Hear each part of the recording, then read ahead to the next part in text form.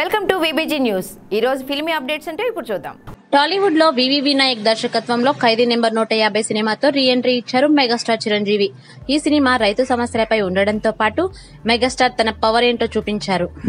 అప్పటి వరకు మెగాస్టార్ పై ఉన్న నెటిజన్ల అనుమానాలు పటాపంచలు చేస్తూ బాస్ ఇస్ బ్యాక్ అన్నారు. ప్రస్తుతం సురేందర్ రెడ్డి దర్శకత్వంలో కొనదల ప్రొడక్షన్ లో ఒకప్పటి బ్రిటిష్ వారిని తరిమికొట్టిన తెలుగు బిడ్డ, మొట్టమొదటి తెలుగు పోరాట యోధుడు ఉయ్యారవాడ నరసింహారెడ్డి జీవిత కథ ఆధారంగా సైరా నరసింహారెడ్డి సినిమా తీస్తున్నారు. ఇప్పటి వరకు తెలుగు సినిమా చరిత్రలో ఇలాంటి సినిమా ఎప్పుడు చూడని విధంగా అన్ని రకాల జాగ్రత్తలు తీసుకుంటున్నారు. చరణ్ నిర్మిస్తున్న ఈ సినిమా ఇప్పటికే చాలా వరకు చిత్రీకరణ జరుపుకుంది. ఈ సినిమా కోసం మరో యాక్షన్ ఎపిసోడ్ ను షూట్ చేయవలసి ఉందట. ఈ పోరాట సన్నివేశాలను చైనాలో చిత్రీకరించేందుకు ప్లాన్ చేసినట్లు తెలుస్తోంది. మెగాస్టార్ తో పాటు మరికొంతమంది నటులతో ఈ సన్నివేశాలు చిత్రీకరించబోతున్నారట.